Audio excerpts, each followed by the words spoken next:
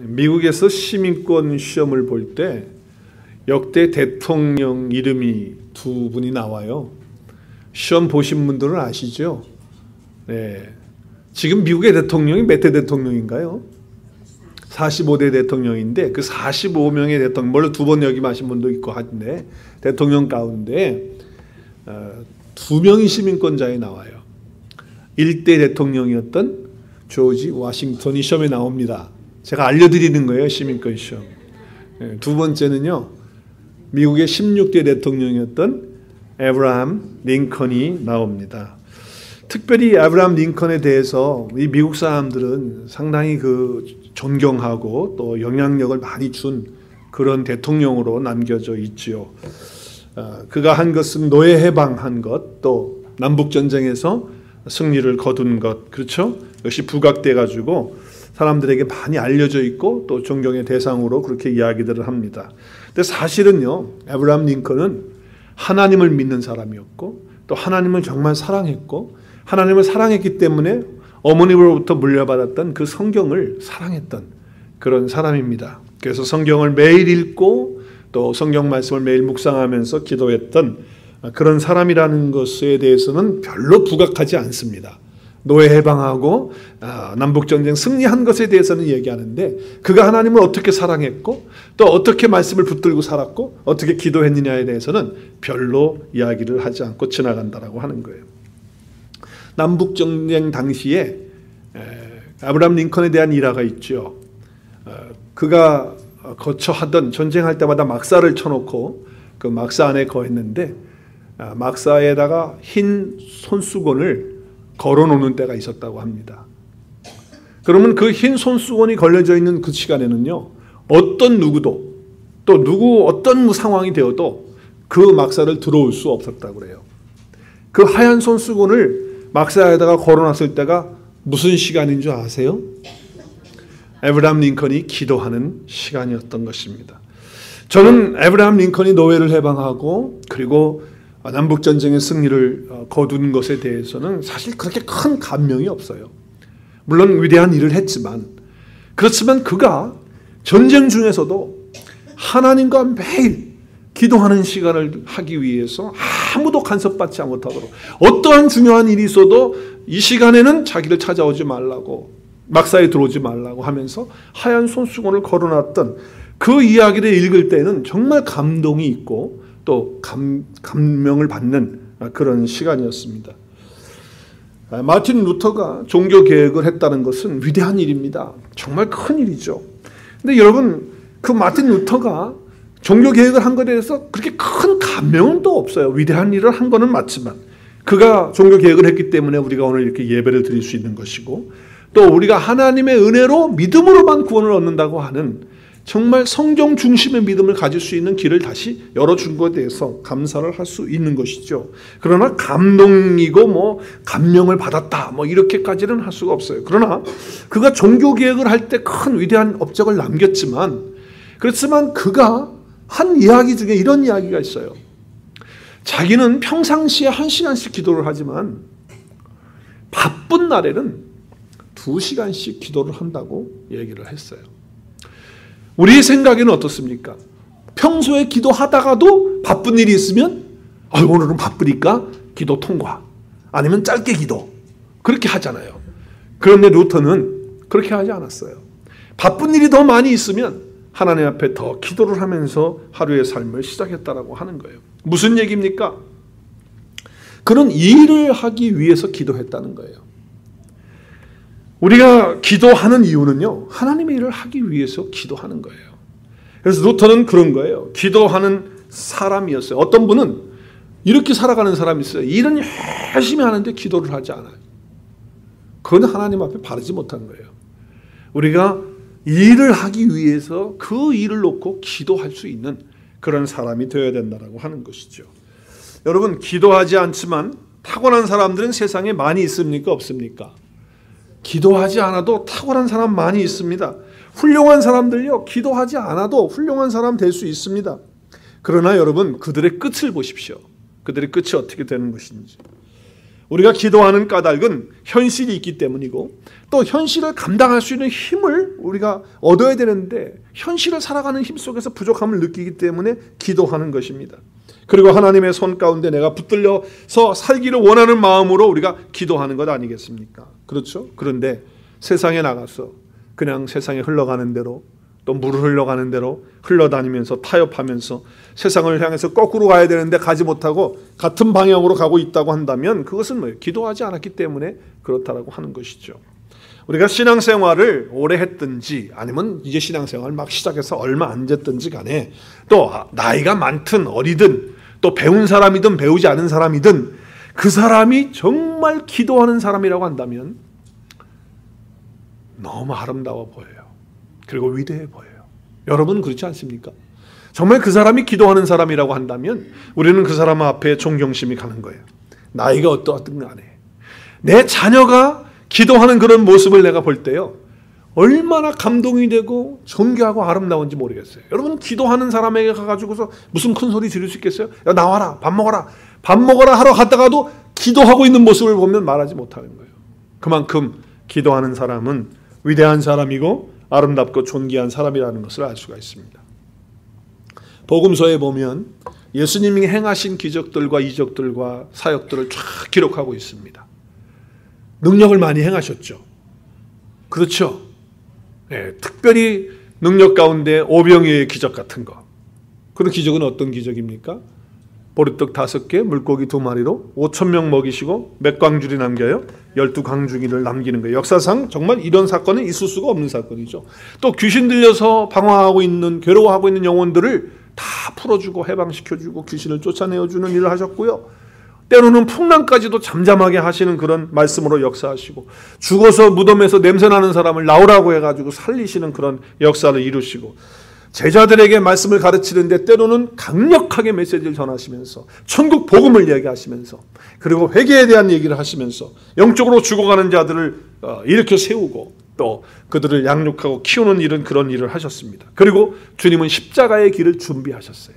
그래서 꾸준히 십자가의 길을 걸어가시는 주님의 모습을 볼 수가 있죠. 그리고 마지막에는 우리 죄를 위해서 십자가에서 죽으시고 그리고 부활하시는 그 사건이 어디에 기록되어 있습니까?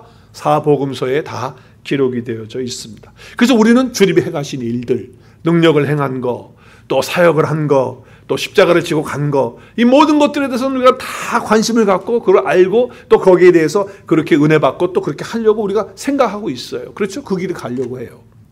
그런데 여러분 한 가지 놓치고 있는 것이 있어요. 예수님의 모든 삶 가운데 사역 가운데 예수님의 삶을 떠받치고 있었고 또 그 밑에 계속 깔려져 있었던 것이 있는데 그것을 우리가 놓친다 그 말이에요. 그게 뭐냐면 예수님은 기도하는 사람이셨다는 거예요. 기도하시는 분이셨다는 거예요. 여러분 예수님의 공생애를 시작할 때 성령님에 이끌려서 어디로 가시죠? 광야로 가셔서 광야에는 먹을 게 풍성하죠. 아무것도 없기 때문에 어떻게 했어요? 굶주리셨단 말이에요. 그래서 금식에 들어가신 거예요. 먹을 게 없어서 금식하신 거예요. 그냥 금식만 하시면서 아이고 배고파라. 아이고 배고파라. 주님 그러셨어요? 시계 보시면서 야 이거 언제 밥이 나오냐 앞에. 그랬습니까 주님? 금식하시면서 기도하셨죠. 분명히 기도하셨죠. 그리고서 사단이 주님을 향해 시험하러 갈 때 그 시험을 능히 이기시는 주님의 모습을 광야에서 볼 수가 있어요. 여러분 광야에서 주님께서 금식했다는 게 중요한 게 아니고 그 광야에서 기도하셨다는 거예요. 예수님의 공생의 첫 시작이 그 바탕이 깔려있는 게 뭐냐? 기도라고 하는 거예요. 예수님께서 뿐만 아니라 자기의 삶의 겟세마네 동산에서 이제 십자가를 지실 때도 마찬가지 아닙니까? 정말 그 기도를 하는데 땀이 쫙 흐르는데 모세 혈관이 터져가지고서 누가가 보니까 터져서 피하고 땀이 같이 섞여서 흘러내려지는 그런 기도의 삶을 주님은 사셨어요.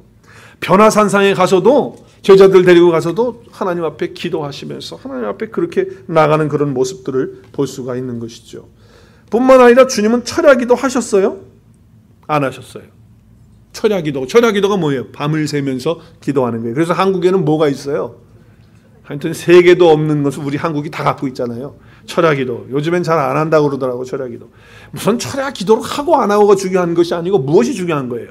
예수님의 삶을 떠받치고 그 바탕 속에 흐르고 있는 것이 뭐냐? 예수님의 삶 전체에는 기도가 있었다는 것을 보여주는 거예요. 밤만 새는 게 아니고요. 잠이 제일 단 시간이 새벽인데 그 새벽을 깨우시면서 기도하셨던 분이 주님이세요. 그래야 안 그래요? 새벽기도 만드신 분이 양성훈 목사예요? 누가 새벽기도 만들었어요? 예수님 만드셨어요. 우리 한번 읽겠습니다. 시작. 새벽 아직도 밝기 전에 예수께서 일어나 나가 한적한 곳으로 가서 거기서 뭐 하세요? 네, 기도하셨어요. 주님은요, 하루의 일과를 시작하시는 그 이른 아침에 피곤하시죠. 그 전날에도 복음 전하시고 또 사람들에게 가르치고 하는 그런 일들을 하셨잖아요. 그럼에도 불구하고 새벽에 일찍 일어나셔서 하나님과 교제하시면서 기도하시는 삶을 살았다는 거예요. 그러니까 주님은요, 삶이 처음부터 마지막까지 그의 인생에 깔려있는 그 삶을 떠받치고 있었던 것은 기도였다라고 하는 것을 알 수가 있는 것이죠. 자, 그럼 우리는 이런 거를 생각할 수가 있어요. 아니, 예수님이 하나님이신데, 하나님의 아들이신데 뭐 꼭 기도하실 필요가 있을까? 여러분 그런 생각 안 해보셨어요? 왜 예수님은 기도를 하셨을까? 예수님은 100% 사람이시죠? 또 100% 하나님이세요. 그러면 사람의 100% 입장에서 볼 때는 정말 기도하셔야 되는 그런 분이시죠. 그러나 하나님 100% 하나님이신데 그분은 사실 기도하실 필요가 없으신 분이에요. 하나님이신데. 그런데 왜 그렇게 기도를 하셨느냐? 우리들에게 기도의 본을 보여주시기 위해서요. 기도의 본을. 나의 삶의 모든 나의 삶을 바치고 있는 것은 기도이다. 너희들도 이렇게 기도해야 한다라고 하는 것을 말씀해 주고 있는 것이죠. 그런데 왜 기도하지 않습니까? 왜 또 기도를 못합니까? 또 기도를 하려고 해도 왜 기도가 잘 안 됩니까? 그 이유가 뭘까요? 여러분 한번 오늘 말씀 드리면서 생각해 보세요. 나는 정말 기도를 많이 하는 사람인가? 아니면 또 기도를 어떻게 하고 있는가? 또 기도가 잘 안 된다면 무엇 때문에 기도가 잘 안 될까? 한번 생각해 보세요. 여러 가지 이유가 있을 거예요. 여러 가지 이유가 있을 거예요. 어떤 분들은 기도는 하긴 하는데 자기는 식사 기도만 한대. 기도는 한다는 거죠. 식사 기도 때. 그리고 어떤 분은 잠잘 때 혹시 죽을까 봐 잠자기 전에는 꼭 기도한다 그러더라고요. 그리고 어떤 분은 아침에 일어나서 하나님께 감사하는 기도를 한다고 그렇게 얘기해요. 어떤 분은 사고가 많으니까 운전할 때만 기도한다고 또 그런 분이 있어요. 여러분은 언제 어떻게 기도하고 기도를 정말 하고 있는 거 맞습니까? 기도하지 않는 이유에 대해서 여러 가지가 있겠지만 첫 번째는 한번 읽겠습니다. 시작. 보이지 아니하는 사단의 세력이 막고 있기 때문입니다. 엄청나게 기도를 방해하고 있습니다. 사단 마귀는요, 설교 듣는 것도 들으라고 그래요. 들으라. 거기까지는 허락을 해줘요. 기도에 대해서 성경 공부하는 것까지도 허락을 해줘요. 야, 기도에 대해서 배워. 공부하는 거. 거기까지는 오케이. 그런데 기도를 하려고 딱 하면 그때부터 어떻게 합니까? 강력하게 기도를 하지 못하도록 우리의 마음을 꽉 잡습니다. 기도하지 못하게. 눈에 보이지 않지만 그 보이지 않는 세력이 우리의 마음이 움직여야 하나님 앞에 기도하는데 그 마음을 꽉 잡고 기도하지 못하게 한다는 거예요. 그런데 그런 상태에서 뭐 목사님이 기도하러 나와라, 뭐 교회에서 집회 있으니까 나와라, 또 뭐 기도하라고 그랬으니까 집에서 기도하려고 그러는데 마음이 안 열려 있는 상태에서 무슨 기도가 됩니까? 여기 나와서 기도한다고 기도가 돼요? 안 되죠. 사단은 그 마음을 꽉 잡는 거예요. 불행하게도 교회를 다니는 분 가운데도 이러한 마귀의 수법에 매일 넘어가고 있는 거예요. 매일. 그래가지고 자기도 모르게 이제 뭐냐? 어떤 마음이 드느냐? 그냥 기도 안 해도 아무런 감각이 없어. 감각이 없다니까. 그냥 왜? 기도 안 해도 잘 살고 있는 것 같고 별 문제가 없는 것 같이 사단이 그렇게 만들어 놓으니까 거기에 다 넘어가가지고 그러는 거예요. 그래서 뭐예요? 이 핑계 저 핑계 대는 거죠. 자, 두 번째는요. 핑계를 대는 가운데 한번 하겠습니다. 시작. 너무 바쁘고 분주하고 피곤하기 때문입니다. 여러분 왜 기도하지 않습니까? 왜 예배 안 나오셨습니까? 목사님 요즘 바빠서요. 그러면 제가 어떻게 된다 그랬어요? 그렇습니까? 하면 할렐루야. 그래야 된다고 그랬잖아요. 거기다 대고 바쁘셔도 예배 나오셔야 됩니다. 바쁘셔도 기도해야 됩니다. 바쁘셔도 말씀 읽어. 이렇게 말하면은 삐져가지고 다른 교회 없나 그런다고요. 그리고 요즘에는 얼마나 분주하고 피곤한지. 인생이 피곤해요. 그래서 피곤하다고 하면 못하는 거예요. 그래서 어떤 생각 같냐면 기도는 언제 하느냐? 안 피곤하고 한가할 때 기도한다. 한번 따라하겠습니다. 안 피곤하고 한가할 때 기도한다. 시간 날 때 기도한다. 그렇게 생각들을 갖고 있는 거예요. 왜? 이민생활이라고 하는 것이 사실 바쁘잖아요. 또 분주하고 또 피곤한 것도 사실이고. 그러니까 여유가 좀 있고 좀 시간적인 그런 것도 있고 그럴 때 한다는 거예요. 그러나 여러분, 우리가 바쁠 때 템포를 좀 늦출 필요가 있어요. 기도를 통해서 정말 그거 좀 잠깐 시간을 좀 멈추고 삶을 돌아보고 생각해보는 그런 여유가 있으면 참 더 좋을 것 같지 않아요? 그리고 피곤할 때 어떻게 해야 돼요? 더 앞에 기도하면 주님께서 말로 할 수 없는 새로운 힘을 공급해 주실 줄로 믿습니다. 근데 그게 안 되는 거예요. 그게 피곤하니까. 일단 내 몸이 피곤하니까. 그 다음에 더욱더 문제는 뭐냐? 세 번째, 시작. 기도 응답에 대한 믿음과 체험이 없기 때문입니다. 기도해봤자 별거 없더라는 거예요. 또 기도 안 해도 다 살더라는 거예요.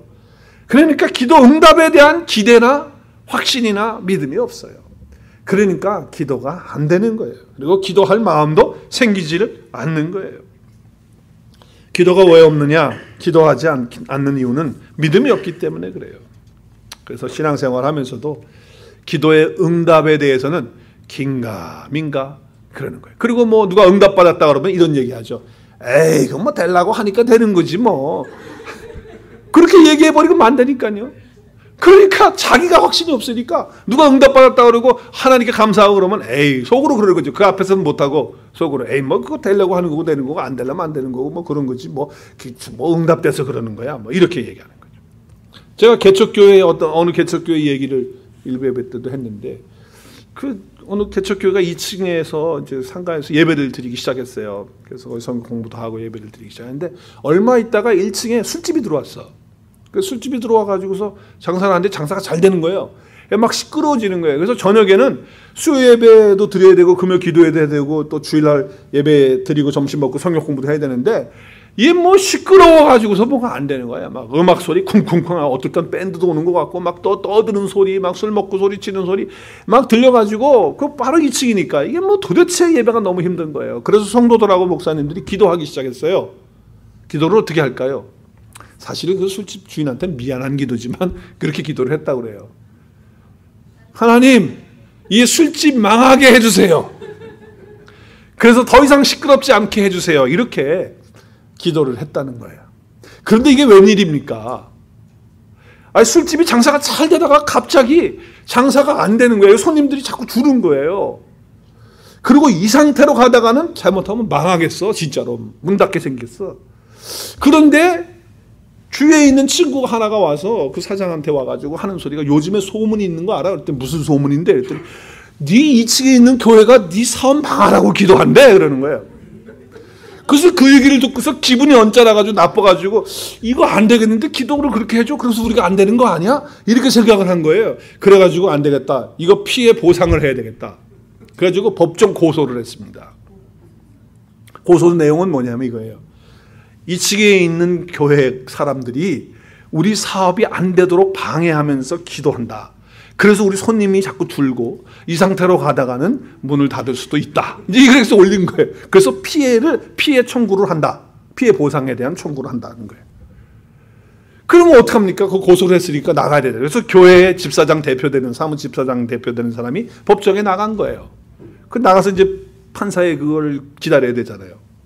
그래서 이제 얘기한 거예요. 술집 주인이.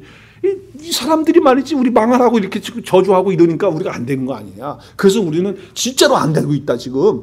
그래서 이 상태로 가다는 우리 진짜 문 닫을지도 모른다. 그러니까 거기에 대한 보상을 내가 청구합니다.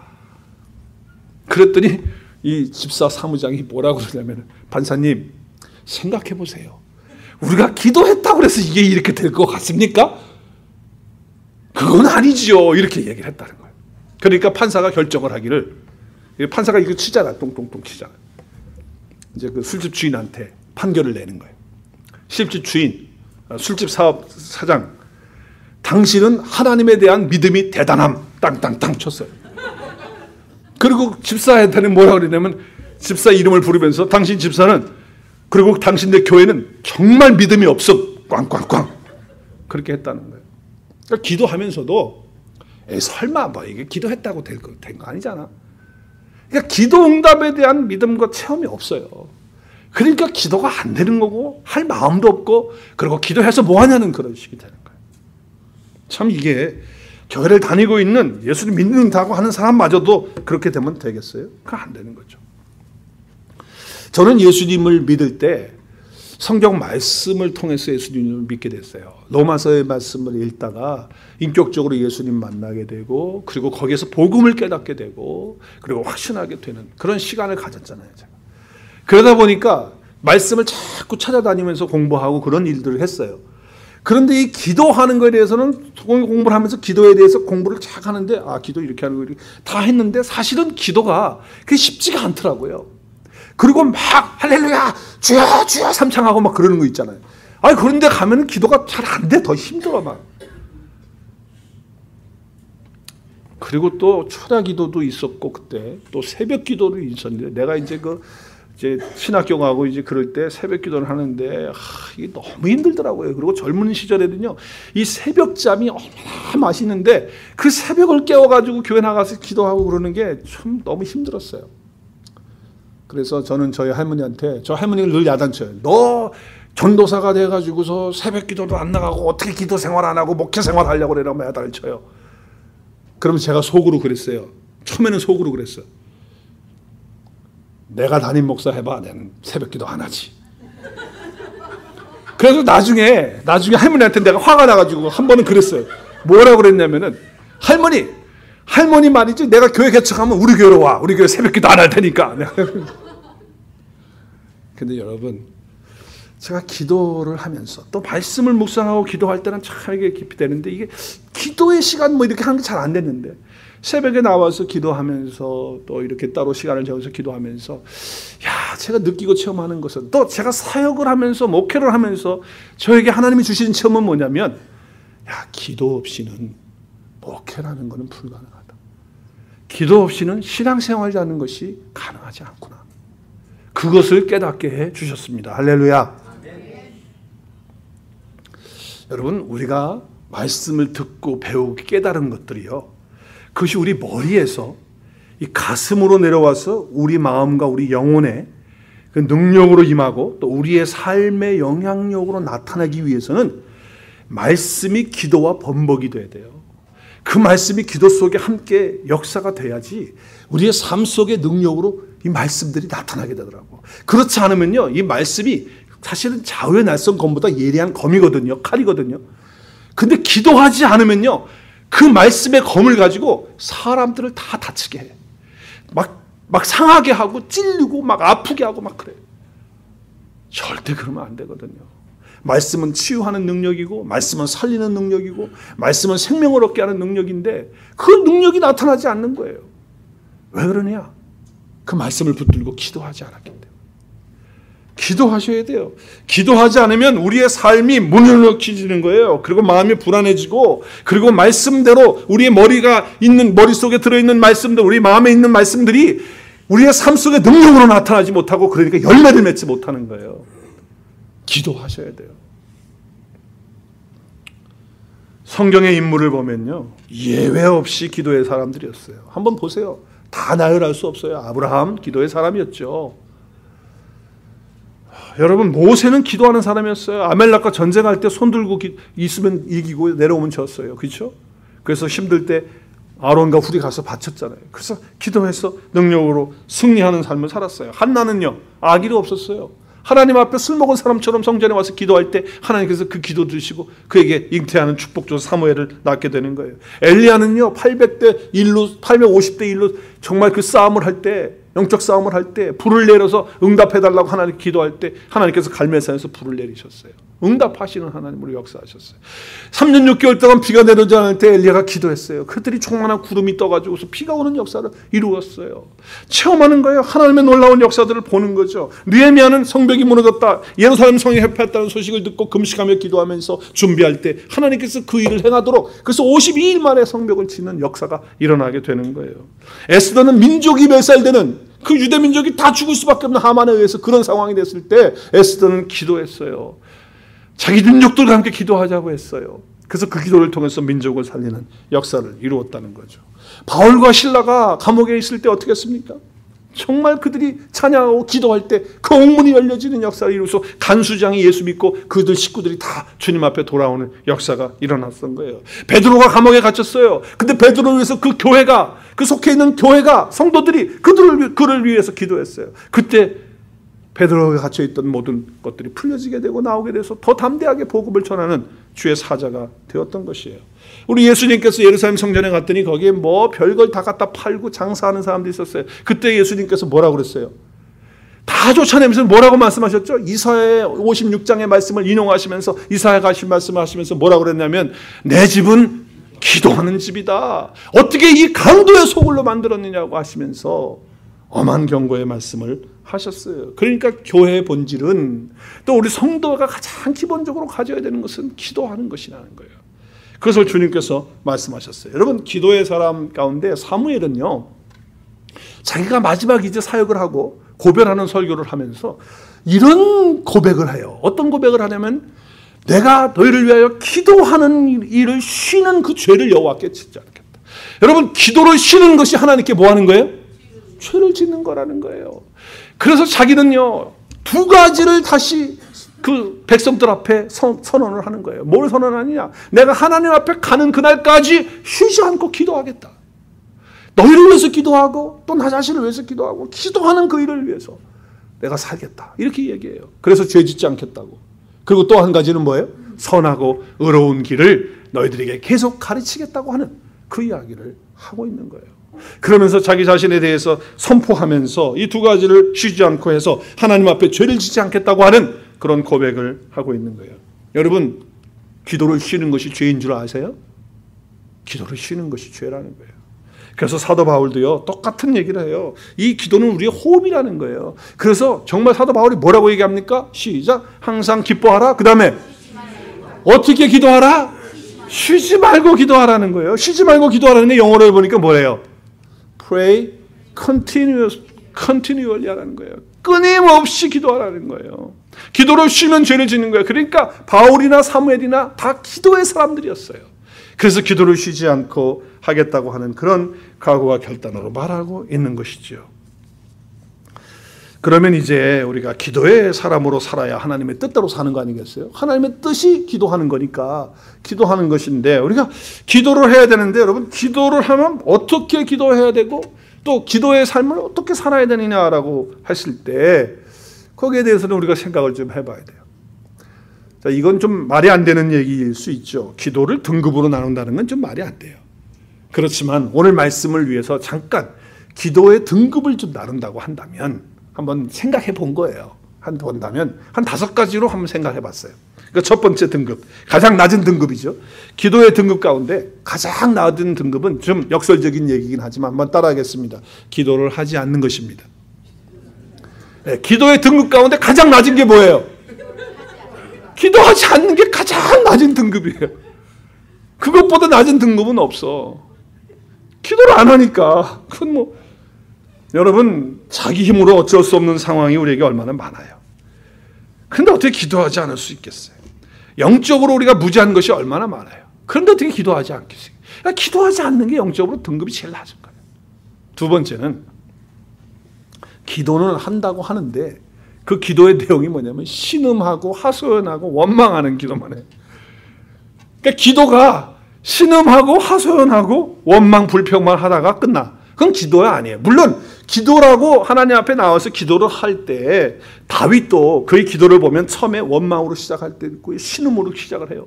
그렇지만 기도하는 과정 속에 그것들이 뭐예요? 하나님을 만나면서 하나님을 체험하면서 임재를 경험하면서 하나님께 감사하고 찬양하는 기도가 돼버리고 말잖아요. 그렇죠? 그런데 만약에 기도가 그냥 하소연하고 신음하고 그냥 고통하고 그냥 원망만 하는 기도로 끝났다. 그러고서 시시한 그냥 원망하고 하나님 나한테 왜 그러십니까? 막 투사투사투사 하다가 예수님의 이름으로 기도합니다. 그리고 간다면 그거는 정말 등급이 낮은 기도다 그 말이에요. 두 번째는 낮은 등급이에요. 또 하나 등급이 세 번째 등급은 뭐냐면 습관적으로 예식적으로 하는 기도예요. 그러니까 그냥 습관적으로 앉아서 밥 먹는데 습관적으로 하는 거야. 그 예배 나와서도 그냥 습관적으로 하는 거야. 그리고 예식적으로 기도하니까 누가 대표 기도하면 그냥 같이 그냥 읽고, 또 천주교 같은 경우는 뭐 해요? 기도문을 써가지고서 기도문을 읽잖아요. 미사 시간마다. 그리고 또 그도 다 나눠줘가지고서 집에서 그걸 기도문을 읽게 해요. 읽게. 그러면 뭐가 되는 거예요? 그게 기도가 되는 겁니까? 그게 기도 속에 하나님을 체험하지 못하는 거예요. 살아계신 하나님을 경험하지 못하는 거예요. 그러니까 이건 뭡니까? 그러니까 종교에 의해서 종교식으로 그냥 종교에 얽매이는 그런, 이거는 어느 종교나 다 할 수 있는 거예요. 이건 참 등급이 낮은 그런 기도죠. 네 번째는 뭐냐면 자신의 필요와 소원을 간구하고 요청하는 기도입니다. 이게 보통 사람들이 하는 기도의 등급입니다. 많은 사람들이 이렇게 귀한 기도죠. 이것도 귀한 기도라고 생각해요. 그런데 그 기도의 내용을 들어보면 전부 자기 욕심, 자기 필요, 자기 소원, 자기 어떤 도움, 전부 그것밖에 없어. 그것 빼면 기도가 아무것도 없는 거예요. 그것밖에 없어. 그러니 이게 네 등급의 기도가 되는 거예요. 그래서 이런 기도를 드리게 되면 뭐예요? 이런 기도 드리게 되면 높은 단계의 기도가 될 수가 없다라고 하는 거죠. 그러면 가장 높은 기도의 단계는 뭘까 생각해 볼 때 한번 읽겠습니다. 시작. 하나님의 임재를 요청하는 기도입니다. 이게 무슨 기도예요? 나의 필요를 간구하는 것이 아니라, 간구하는 건 간구하는데 하나님의 임재하심을 체험하게 해달라고 하는 기도예요. 주님이 내 안에 함께 계시는 것을 내가 보게 하시고 알게 하시고 깨닫게 하시고 경험할 수 있게 하여 주옵소서. 그래서 뭐예요? 하나님의 주권을 온전히 인정하는 그런 기도의 내용이에요. 기도에 정말 등급을 나눈다면 이런 기도가 하나님 기뻐하시는 기도고 정말 등급이 있는 그런 기도가 아닐까 생각해요. 만약에 단순히 그냥 오늘 4번처럼 아니면 3번처럼 2번처럼 이렇게 그냥 기도의 내용 속에 단순히 내가 원하는 것이나 달라고 기도하고 요구하는 거 받아가는 그런 차원이라고 한다면 샤머니즘하고 우상숭배하고 뭐가 다르냔 말이에요. 그냥 불상하는 거, 불상을 대상으로 했던 거를 하나님으로 대상으로 바꾼 것밖에 없어요. 아무것도 없는 거예요. 똑같은 거란 말이에요. 그게 별 다른 게 없다는 거죠. 그러나 정말 우리가 기도라고 한다면 하나님께 구한 것이 응답될 때 어떤 역사가 일어나야 돼요? 새롭게 바뀌어지는 역사가 일어나야죠. 달라지는 역사가 일어나야죠. 그래서 세대를 변화시키고 나 자신을 변화시키고 하나님의 나라가 임재가, 그런 하나님의 나라가 임하는 것을 보게 하고 말이죠. 그런 기도가 돼야 된다라고 하는 거예요. 그래서 세상을 뒤집었고 나를 뒤집는 그런 기도가 돼야 되는 거죠. 그런 기도는 5번에서 이루어지는 거예요. 하나님의 임재가 이루어질 때 나의 삶이 달라지고 변화되어지는 거예요. 그래서 사도 바울은요, 이 5번째의 기도를 오늘 본문에서 에베소 교회 성도들을 향해서 기도를 그렇게 하고 있는 거예요. 오늘 말씀 보세요. 15절부터 보면 자기가 정말 믿음과 성도들의 사랑에 대해서 그 이야기를 듣고 에베소 교회 성도들의 얘기를 듣고서 기억하면서 하나님께 감사하면서 기도하고 있는 내용이에요. 오늘 말씀이. 자, 그 기도의 내용이 뭐예요? 17절 시작. 우리 주 예수 그리스도께서 하나님께서 지혜의 계시의 영광의 아버지께서 지혜와 계시의 영을 너에게 주사 하나님을 어떻게 해요? 알게 하시고. 자, 여기 보면 지혜와 계시의 영을 달라고 그러는데 지혜는 뭐예요? 지혜는 따라하겠습니다. 지혜는 예수 그리스도이십니다. 네.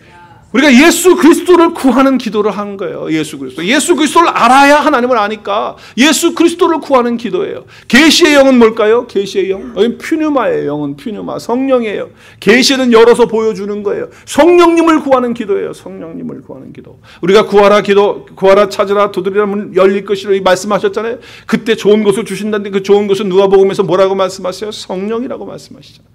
그래서 지금 바울은요, 지금 에베소 교회 성도들 위해서 기도하는데 지혜이신 예수 그리스도를 달라고 기도하고 계시의 영이신 성령을 통해서 하나님을 알게 해달라고 그렇게 기도하고 있다고 하는 거예요. 성도가 되는 중요한 아이덴티티가 있다면 하나님을 아는 것입니다. 성도의 아이덴티티는 뭐예요? 하나님을 아는 것입니다. 하나님을 아는 것이 성도예요. 성도가 능력을 얻는 비결이 있다면 하나님을 아는 거예요. 그래서 하나님의 계시와 계시의 영을 달라고 간구하는 것이죠. 그래서 하나님을 알게 해달라는 거예요. 알게 해달라고 하는 것은요, 여러분 출애굽 사건을 통해서 이스라엘 백성들이 하나님을 알 때 어떻게 합니까? 홍해를 건너면서 체험하면서 압니다.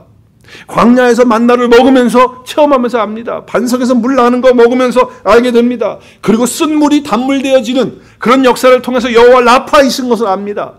아멜렉 같은 그런 정말 막강한 그런 군대를 이기는 그런 기도를 통해서 역사하시고 기도를 통해서 승리하게 하는 그것을 보면서 여호와 라파, 여호와 니시라고 하는 승리를 말하면서 하나님을 경험하는 거예요. 그래서 이스라엘 백성들이 하나님을 경험하는 것은 모세의 설교를 통해서 지식적으로만 아는 것이 아니고 실제적으로 하나님을 경험하는 거예요. 체험하는 거예요. 창세기 말씀에 보면 그 안다라고 하는 그 말씀이 동침한다라고 하는 말씀이에요. 아담과 하와가 동침해서 임신을 해가지고 아들을 낳잖아요. 그죠? 그래서 여기 지금 동침인 게 뭐예요? 야다. 따라서 야다. 네, 알다라고 하는 거예요. 알다. 근데 이것이 헬라어로 오면 이렇게 해석하고 있어요. 에피그노시스라고 하는 거가 되는데 이것은 전적으로 알게 된다, 인식된다, 깨닫는다, 체험된다, 또 꼭 붙잡힘만 된다 이런 뜻이 돼 있어요. 근데 이 단어가 두 개로 돼 있어요. 에피그노시스는 뭐냐면 에피, 위에서 가까이에서, 그리고 기노스코, 깨닫는다는 거예요. 안다는 거예요. 이거는 내 몸으로 체험하는 걸 말하는 거예요. 지식이 얘기하는 거 아니에요. 자, 그래서 사도 바울은 지금 지혜이신 예수 그리스도를 달라고 기도하는 거예요. 하나님의 영이신 성령을 달라고 기도하는 거예요. 자, 그래서 우리가 예수님께서 기도하라고 할 때 이렇게 얘기하세요. 이방인들은 말이지 기도할 때 저 바리새인들 기도할 때 뭐 잘난 척하고 기도하고 자기 자랑하고 그렇게 기도하는데 너희들 그렇게 하지 말고 골방에 가서 기도하라 이렇게 하시면서 뭐라고 말씀하시냐면 그러므로 그들을 본받지 말라. 마태복음 6장 8절에 시작. 그러므로 그들을 본받지 말라. 구하기 전에 너희에게 있어야 할 것을 하나님 너희 아버지께서 아시느니라. 자, 이렇게 보면 이방인들이 구하는 것처럼 구하지 말라는 거예요. 하나님 없는 사람들이 구하는 것, 이방신들에게 구하는 것처럼 구하지 말라는 거예요. 그러면서 아버지께서 다 아신다고 그랬는데 우리 개혁 성경에는요 하나가 빠져 있어요. 우리 한글 성경이 다 빠져 있어요. 내가 노란 거 쳤죠? 그게 뭐예요? 글을 그거 가로쳤어요. 그게 빠졌어요. 성경에 적어 놓으세요. 영어 성경에는 들어있어요? 안 들어있어요? 들어있어요. ask him이라고 들어있어요. 글을 구하라고. 그래서 아우톤이라고 하는 헬라어가 있는데 그거를 번역을 안 했어. 그래서 자꾸 엉뚱한 걸 구하는 거야. 그래서 목사님들도 자꾸 엉뚱한 걸 구하라고 기도하고 몰라가지고 원어를. 영어만 알아도 아는데. 그러므로 그들을 본받지 말라. 그러니까 우리는 어떻게 기도해야 되는 거예요? 누구를 구하는 기도해야 돼요? 예수 그리스도를 구하는 기도. 하나님을 구하는 기도를 하면 나머지 것들은 다 어떻게 하신다? 하나님이 다 아셔서 해주신다. 할렐루야. 그걸 갖다가 리스트해가지고 조목조목 다 하지 않아도 하나님 다 아신다 그 말이에요. 우리가 구할 것은 뭐예요? 예수 그리스도를, 지혜이신 그분을 구하고 성령, 지혜의 계시의 영 그분을 구해야 우리가 하나님을 알 수 있다는 거예요. 그래서 우리는 그 기도를 해야 돼요. 모세는요 기도할 때 어떻게 기도했냐면 하나님 앞에 친구처럼 기도했어요. 친구처럼. 얼굴과 얼굴을 맞대고 기도하는 그런 기도를 했단 말이에요. 얼마나 친근감 있게 기도했어요. 여러분 말씀이 내 삶에서 깨달아지고 또 주님의 말씀이 내 삶 속에 체험되어질 때 진짜 하나님을 아는 거예요. 하나님 그때 아는 거예요. 그래서 계시의 영을 달라고 기도하고 지혜이신 예수 그리스도를 달라고 기도하는 거예요. 그래서 하나님은 어떻게 알아야 된다? 그분이 오시면 우리의 마음의 눈이 밝아지는 거예요. 우리의 눈이 떠지는 거예요. 그래서 세 가지를 알 수가 있어요. 여기 지금 계시는 열어서 보여주는 거니까 마음을 눈을 밝혀서 세 가지를 우리에게 말씀하세요. 첫째는 뭐예요? 부르심의 소망. 두 번째는 기업의 영광의 풍성함. 그리고 세 번째는 그분이 내 속에서 역사하시는 것을 알게 해달라는 거예요. 기도의 차원이 달라요? 우리랑 똑같아요? 자, 세 가지 아는 건 뭐예요? 첫 번째, 부르심의 소망. 네. 과거에 나를 부르셨을 때 하나님 나를 부르신 이유가 왜 부르셨느냐? 나를 왜 예수 믿게 하셨는가? 왜 나를 이 자리에 있겠는가? 왜 나를 이 가정에 두게 하셨나? 나를 왜 이 교회에 내 이 직장에다 왜 하나님 두셨느냐? 이 부르심에 대한 소망이 우리 가운데 있어야 된다고 하는 거예요. 그걸 알게 해달라는 거예요. 그 다음에 기업. 기업은 뭐예요? 우리 여호수아를 통해서 기업인데 원래 땅을 구역해서 얘기하지만 실제적으로 그 땅은 존재를 나중에 얘기하잖아요. 그래서 예수 그리스도가 우리의 기업이고 하나님이 나의 기업 되십니다. 할렐루야. 그리고 저와 여러분이 전한 복음 때문에, 말씀 때문에 얻어지게 된 영혼들이 뭐예요? 기업입니다. 할렐루야. 그 풍성함이 어떠한 것이 알 수 있도록 해달라는 거예요. 어마어마한 거죠. 이것은 천국입니다. 그 기쁨입니다. 그 복음의 능력이에요. 이것을 알게 해달라고 하는 거예요. 그래서 실제적으로 내 안에 지금 역사하고 있는 하나님의 능력이 얼마나 큰지 그것을 날마다 경험하고 체험하게 해달라고 하는 기도예요. 언제 가능하다고요? 지혜이신 예수 그리스도가 우리 안에 계신 것을 확신할 때, 성령님이 영으로 나와 함께 하시는 것을 내가 알 때, 체험할 때, 그래서 삶 속에서 기도하면서 그것을 경험할 때, 임재를 느낄 때 이와 같은 역사들이 우리 가운데 일어난다는 거 하는 것이죠. 상처 없는 사람들이 어디 있어요?